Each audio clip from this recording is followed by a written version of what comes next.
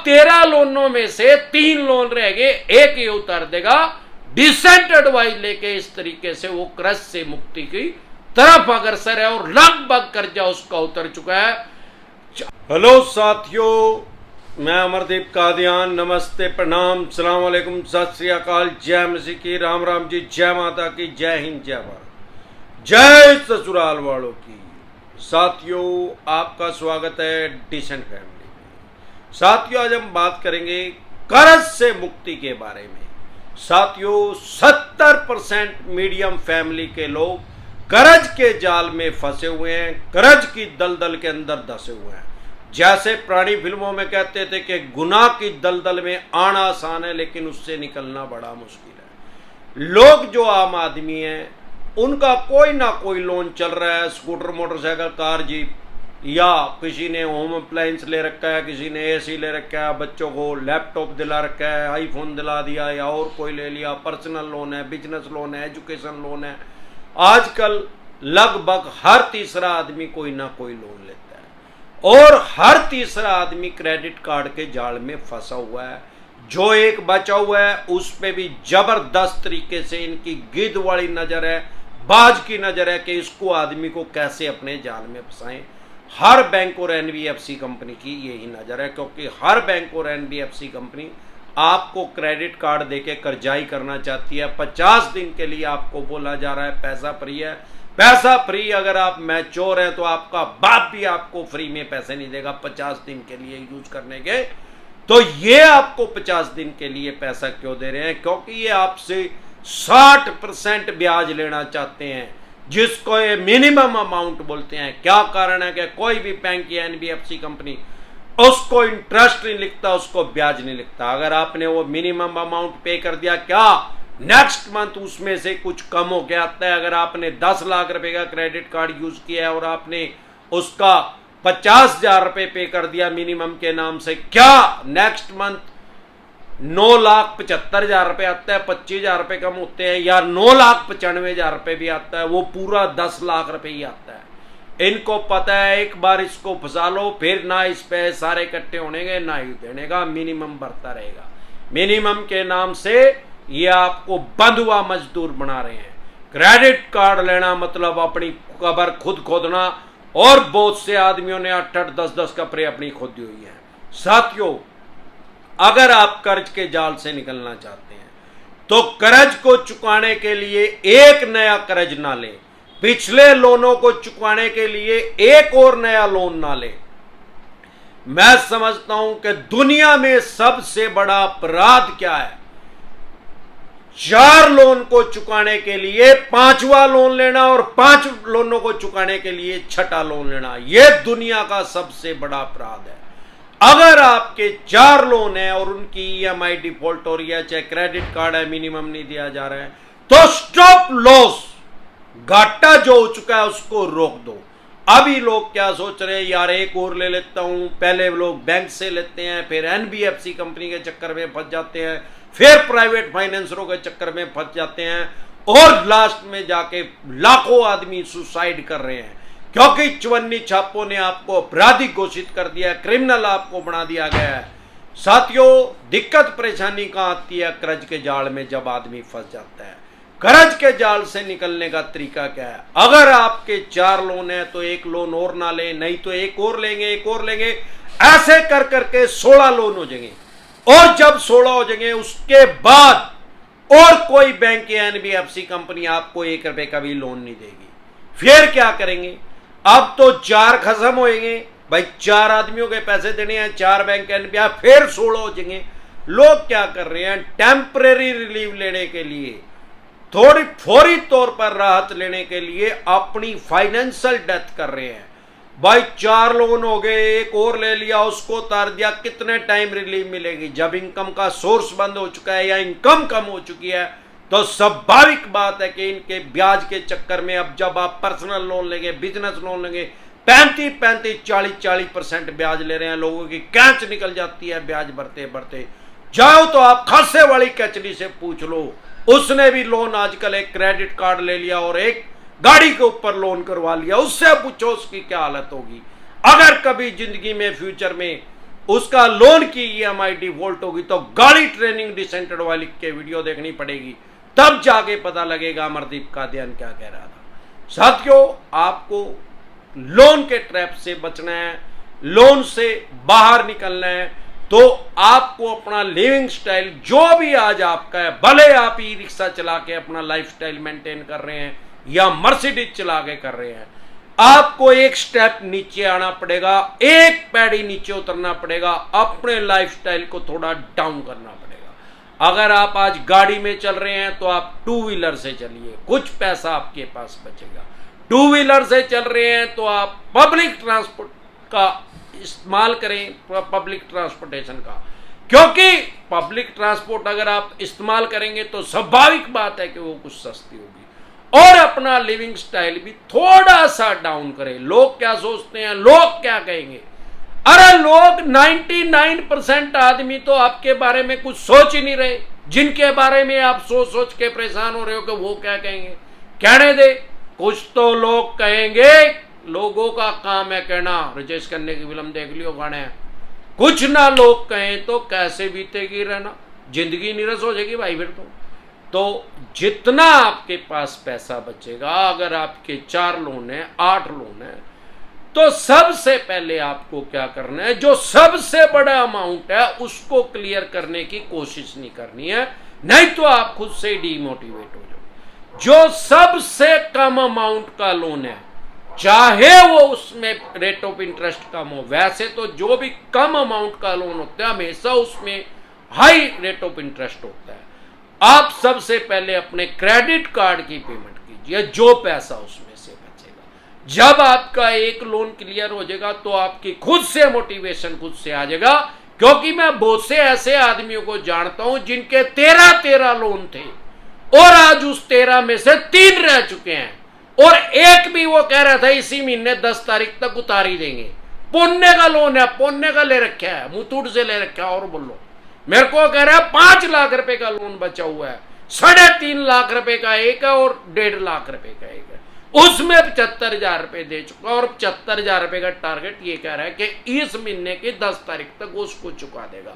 फिर उसके सिर्फ 2 लोन रह जाएंगे, और 2 ऑफलाइन लोन भी है जो लोगों से उसने पैसा उधारा ले रखा है। अब 13 लोनों में से 3 लोन रह गए, एक ये उतार देगा। डिसेंट एडवाइस लेके इस तरीके से वो कर्ज से मुक्ति की तरफ अग्रसर है, और लगभग कर्जा उसका उतर चुका है। अगले 4 महीने में उसका सारा कर्ज खत्म हो जाएगा, अगर इसी स्पीड से वो चलता रहा तो। और कह रहा है कि अपने लड़के को हार्ले डेविडसन भी दिलाऊंगा। मैंने कहा भाई फिर तो दवाई दी हार्ले डेविडसन, फिर क्या फर्क पड़ेगा, कर्जा तो उतर ही जाओगे, नगद तो भाग ही जाओगे। कुछ भी दिला सकते हैं। दिक्कत परेशानी क्या है, जो आम आदमी है, कॉमन मैन है, उसको एसेट और लायबिलिटी में फर्क करना नहीं आ रहा है। एसेट क्या है, लायबिलिटी क्या है? लायबिलिटी वो है जो हमारी जेब से पैसे को निकालती है। एसेट क्या है? वो चीज है जो हमारी जेब में पैसा डालती है। अब जो कॉमन मैन है वो क्या कर रहा है, वो एक गाड़ी ले रहा है पर्सनल यूज के लिए। अरे भाई, जब पर्सनल यूज के लिए गाड़ी ली है तो उसका इंश्योरेंस करवाना पड़ेगा, तेल डलवाना पड़ेगा, सर्विस करवानी पड़ेगी, मेंटेनेंस करवानी पड़ेगी। भगवान ना करे टूट फूट होगी तो उसके भी पैसा देना पड़ेगा भाई। तो वो क्या हुआ, वो लायबिलिटी होगी, लेकिन वो उसको एसेट समझ रहा है। वो करे यार मेरी प्रॉपर्टी बन गई। अब आप घंटे की प्रॉपर्टी बन गई यार, 60 लाख रुपए की मर्सिडीज लेगा, 4 साल के बाद वो रह जाएगी 25 लाख रुपए की, और 4 साल का ब्याज लग के 1 करोड़ हो गए। वो तो कहाँ बचत कहाँ हुई भाई? 75 लाख रुपए तो गए भंके वाड़े में। तो वो एसेट कहाँ है?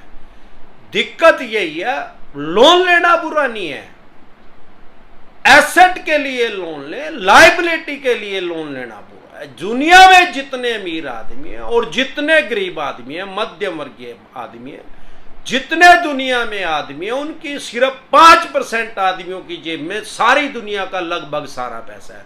95% आदमी ईएमआई और बिजली का बिल और उनके लड़कों का स्कूल में से भी नाम कटा हुआ है, क्योंकि फीस नहीं भरी जा रही। अब एक ऐसा है जी पैसे ही नहीं दे, फीस ही नहीं भरी गई तो दाखिला ही नहीं भर गया।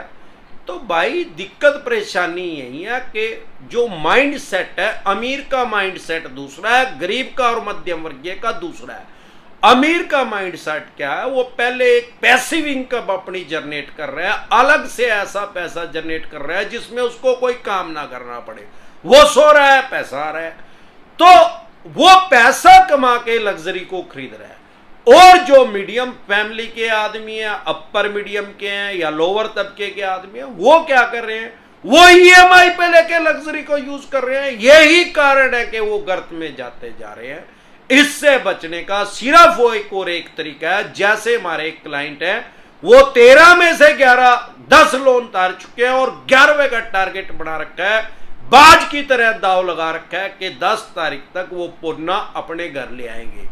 अब इस तरीके से अगर आप भी टारगेट बना के चलेंगे तो आपका भी लोन क्लियर हो जाएगा। दिक्कत परेशानी कहां है कि जो कॉमन मैन है वो एक गाड़ी खरीदता है, ज्यादातर कॉमन मैन 5 साल के लिए लोन करवाता है, 4 साल जब उसको हो जाते हैं, कैच निकट जाती है उसकी 4 साल में ईएमआई भरते भरते। अब वो क्या सोचता है, यार गाड़ी पुरानी होगी, एक नई गाड़ी, बड़ी गाड़ी ले लूंगा। अबे नंगड़, इसमें तो कैच निकट गई, एक बड़ी ले लिए, इतना बढ़िया 2 लाख रुपए की वेंटो ले लिया पुरानी, वह मस्त चलेगी टकाटक। और जो ले ली ना सिबट, फिर कैच भी निकट देगी, किस्ता भर दे। आ गई समझ में? नहीं आई तो फिर आई मोटा दिमाग, यार मैं क्या करूंगा।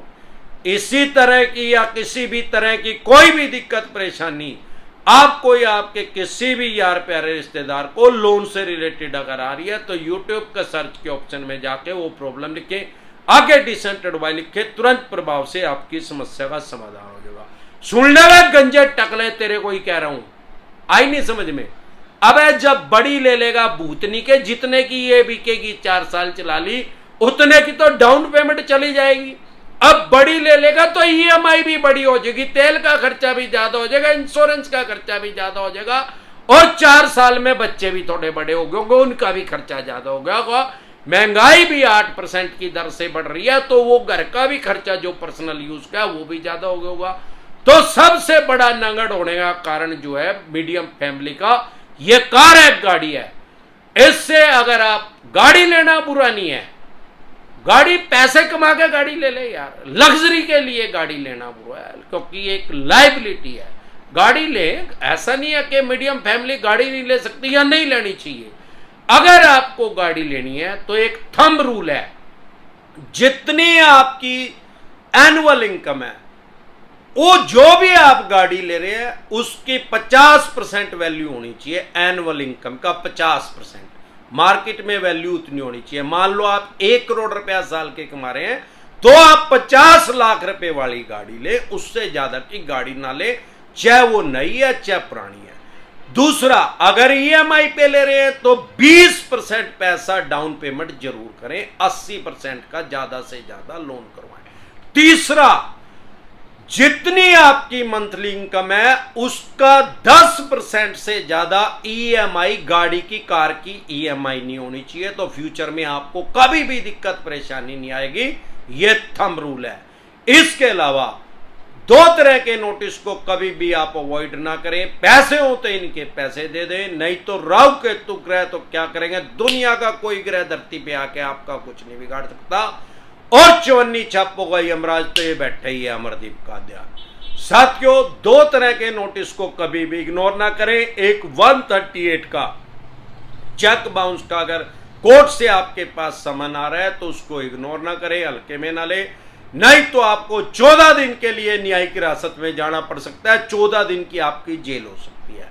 अगर उसको लाइटली आप नहीं लेंगे तो आपको तुरंत प्रभाव से जमानत मिल जाएगी, बेल मिल जाएगी। इसके अलावा सरफेसी एक्ट 2002 के अकॉर्डिंग अगर आपके पास नोटिस आ रहा है कोई भी, तो आप उसको कभी भी हल्के में ना ले। 13(2) का, 13(4) का, सिंबॉलिक पोजीशन का, फिजिकल पोजीशन का, अगर आप इसको लाइटली लेंगे, हल्के में लेंगे, इग्नोर करेंगे, तो आप अपनी प्रॉपर्टी से, मकान से, दुकान, जमीन जायदाद, फैक्ट्री, कारखाना, स्कूल, कॉलेज, बंगला, कोठी, शोरूम, जिस भी चीज को आपने मॉर्गेज करके या गिरवी रख के, रहन रख के आपने कोई भी तरह का लोन लिया है, सीसी लिमिट बनवाई है, ओडी लिमिट बनवाई है, लैब करवाया, लोन अगेंस्ट प्रॉपर्टी या होम लोन लिया है, उस प्रॉपर्टी की ऑक्शन कर देंगे, बोली कर देंगे, सेल कर देंगे, उसको स्क्रैप के रेट में बेच देंगे, कबाड़ी के रेट में बेच देंगे। अगर सरफेसी एक्ट के अकॉर्डिंग आपके पास नोटिस आ रहे हैं तो तुरंत प्रभाव से लीगल एडवाइस लें। इसके अलावा अगर आप हमारे साथ टेलीफोनिकली जुड़ना चाहते हैं, पर्सनल मीटिंग करना चाहते हैं, फिर आपका लोन 2 करोड़ का है, 5 का है, 25 का, 50 करोड़ का है, जितने भी करोड़ का आपका लोन है, लोन से रिलेटेड जो भी दिक्कत परेशानी समस्या आपको आ रही है, कैसा भी आपके पास नोटिस आ रहा है, सरफेसी एक्ट 2002 के अकॉर्डिंग नोटिस आ रहा है, 13(2) का, 13(4) का, symbolic position, physical position, DM साहब का, 138 नेगोशिएबल इंस्ट्रूमेंट एक्ट 1881 का, पेमेंट एंड सेटलमेंट एक्ट 2007 का, आर्बिट्रेशन एंड कॉन्सोलेशन एक्ट 1996 का, रिकॉल नोटिस आ रहा है या अन्य किसी भी तरह का कोई भी नोटिस आपके पास आ रहा है, जो भी लोन से रिलेटेड डॉक्यूमेंट्स आपके पास हैं, वो सभी लेके आप मेरे से पर्सनल मीटिंग कर सकते हैं, पर्सनल एडवाइस ले सकते हैं, टेलीफोनिकली भी एडवाइस ले सकते हैं। उसका क्या प्रोसेस है हमारे साथ जुड़ने का, आपकी स्क्रीन पे कमेंट बॉक्स के अंदर एक नंबर आया हुआ है 9306347314। इस नंबर को सेव करके व्हाट्सएप मैसेज करें, तुरंत प्रभाव से रिप्लाई आएगा कि कैसे आप हमारे साथ टेलीफोनिकली जुड़ सकते हैं या पर्सनल मीटिंग कर सकते हैं। इसके अलावा लोन से रिलेटेड आपको कोई भी दिक्कत परेशानी आ रही है, अगर आप मुझे फेसबुक पे देख रहे हैं तो हमारा एक चैनल है यूट्यूब पे डिसेंट एडवाइस के नाम से, जिस पे मैं 1,500 से भी ज्यादा वीडियो डाल चुका हूं, क्योंकि हजारों आदमी हमारे साथ हर रोज नए जुड़ जाते हैं, इसीलिए मुझे डेली बताना पड़ता है। आपको लोन से रिलेटेड कोई दिक्कत परेशानी है तो आप YouTube के सर्च के ऑप्शन में प्रॉब्लम लिख के आगे डिसेंट एडवाइस लिख के तुरंत प्रभाव से आपकी समस्या का समाधान हो जाएगा। एक बार जोर से मिलकर नारा लगाएंगे, जय ससुराल वालों की।